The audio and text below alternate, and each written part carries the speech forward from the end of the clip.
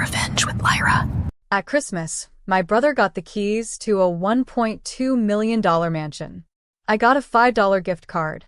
The room erupted in laughter, like it was some kind of joke. Only it wasn't.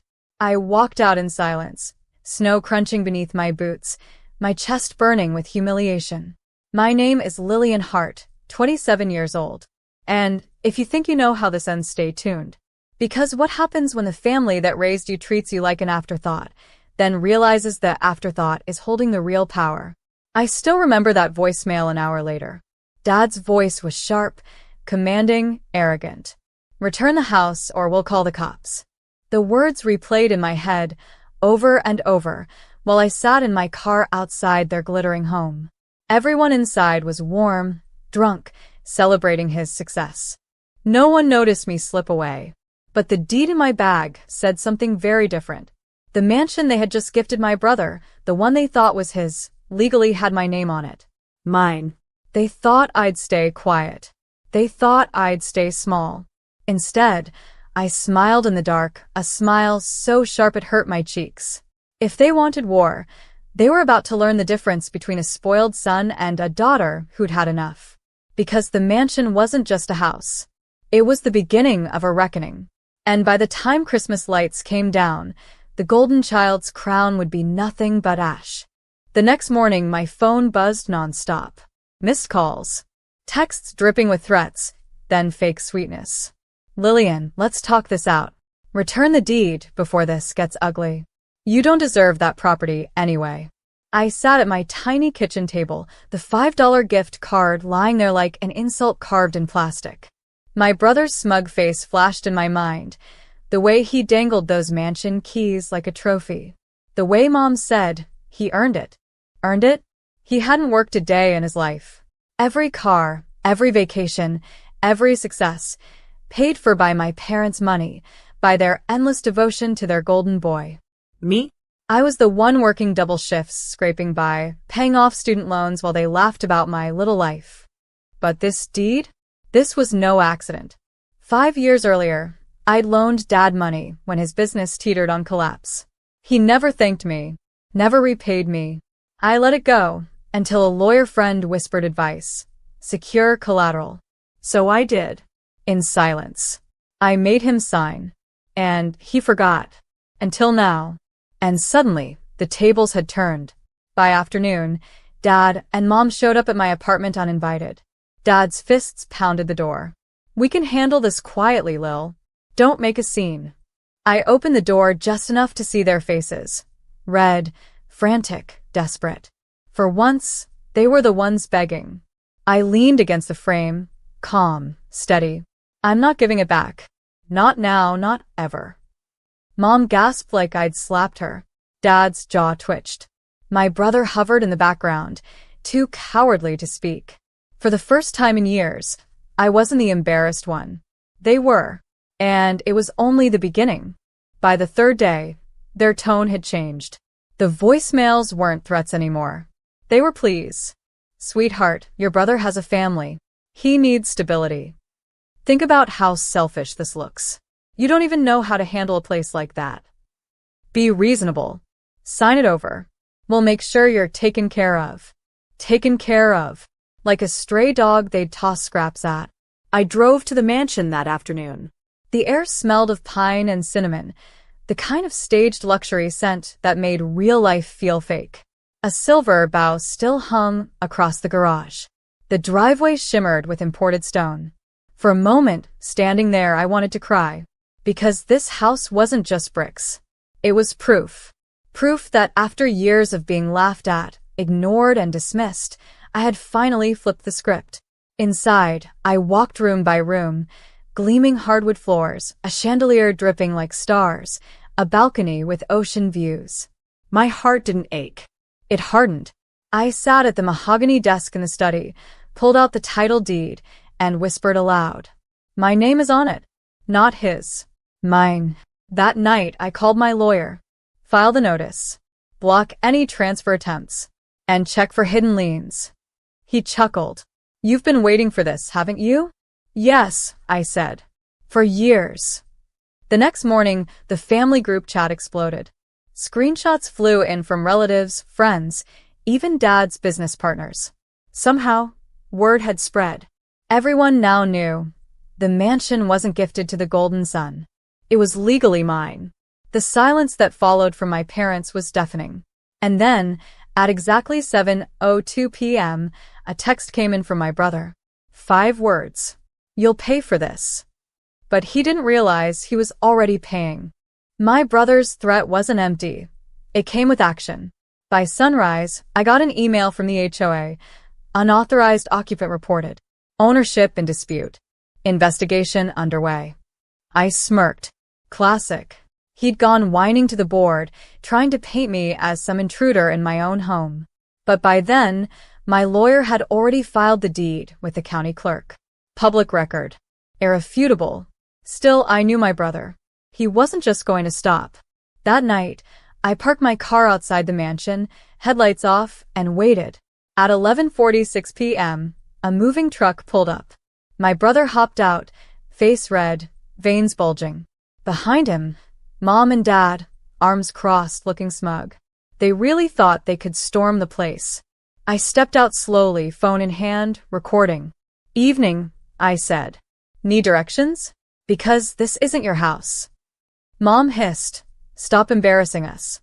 Hand it over before this gets ugly." I tapped the document app on my phone, holding the glowing screen toward them. Title deed. Filed. Stamped. My name. Not his. Dad lunged forward, but froze when I added. "And this conversation?" Already uploading to the cloud. Their faces dropped. Rage mixed with panic. They weren't used to being cornered. My brother kicked the moving truck tire, cursing under his breath, then spat. "You don't deserve it. You've always been nothing." I smiled. Funny. Nothing usually doesn't own a $1.2 million mansion. For a moment, the silence was thick enough to choke on. Then Mom snapped, "Fine. Enjoy your precious house. But don't come crawling back when you're alone." They left in a storm of headlights and dust. But I knew it wasn't over. Because less than an hour later, an unknown number called. A deep voice said, "We need to talk. About your brother's debt." The voice on the phone was sharp, heavy with menace. "Your brother owes us $200,000. And guess whose address is now on record for collateral?" My stomach tightened, but I didn't flinch. "That's his problem, not mine." The man chuckled darkly. "See, that's where you're wrong. Family always pays." Click. The line went dead. For a moment, I stood frozen in the middle of the marble foyer, staring at the chandelier swaying faintly above me. They weren't bluffing. My brother's recklessness had finally come to collect, and somehow, he tied me into it. I checked the county records again. Sure enough, tucked inside the deed file was a lien attempt, dated weeks earlier, under my name. My brother had forged signatures. He'd been planning to pin this mansion as collateral before I even knew it was mine. The audacity almost made me laugh. Almost. Instead, I called my lawyer. Freeze everything. File a fraud alert. Notify the sheriff. And get me every single document with my name on it. By noon the next day, I had a folder thicker than a phone book. Fake loan agreements. Bogus contracts. My signature scrawled across pages I'd never seen. My parents knew. They had to. That night, I drove to their house. My brother's BMW sat crooked in the driveway, music blasting from inside. I rang the bell. Mom answered, eyes narrowed. "You look tired," she said. "Keeping up with your new life already?" I held up the folder and smiled. More like cleaning up his mess. Her smirk faltered. Dad appeared behind her, tense. "Whatever this is, you'll drop it. For the family." I leaned closer, lowering my voice until it cut sharp. "The sheriff will be here tomorrow morning. I suggest you prepare yourselves." For once, they had no comeback. But just as I turned to leave, my brother stumbled into the hall, clutching his phone. He grinned, slurring his words. "You think you've won?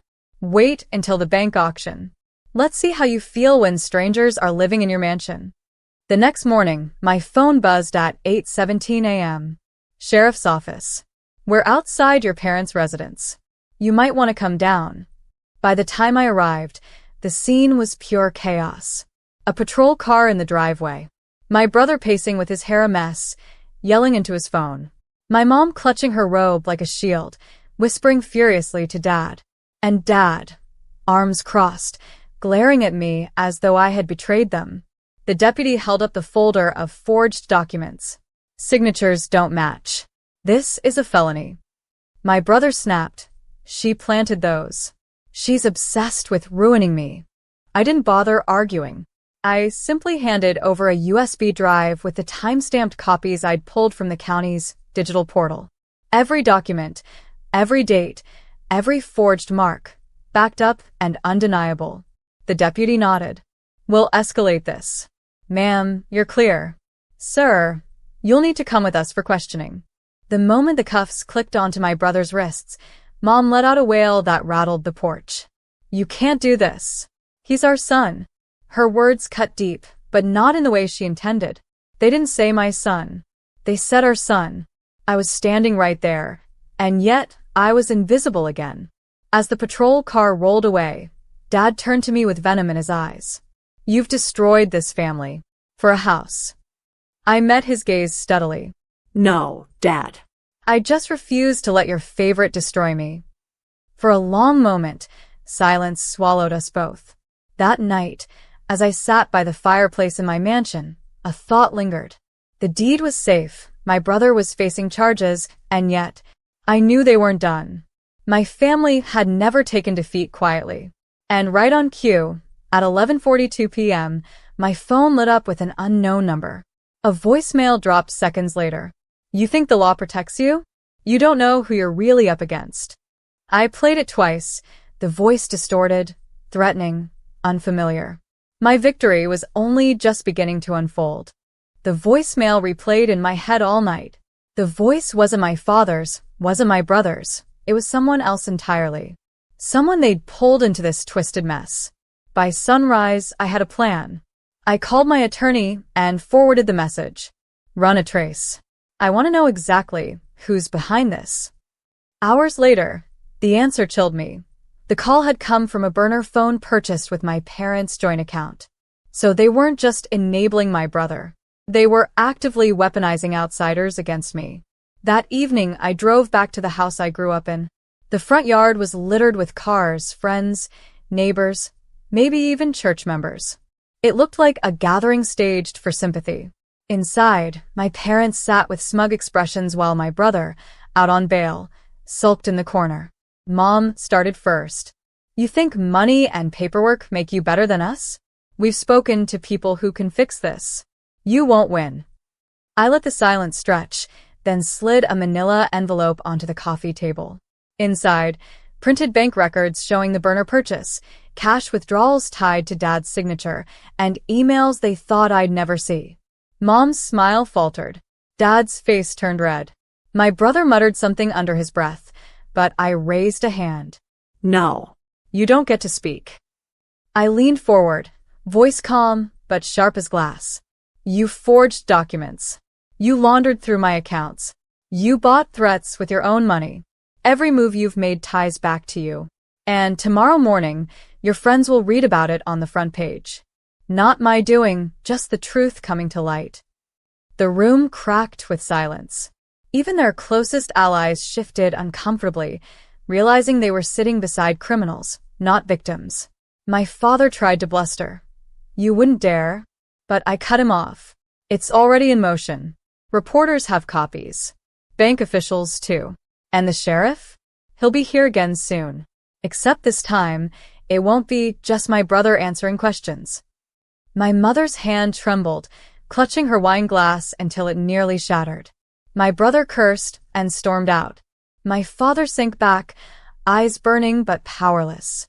As I turned to leave, I said one last thing. You thought I was the weak one in this family. You thought I'd fold.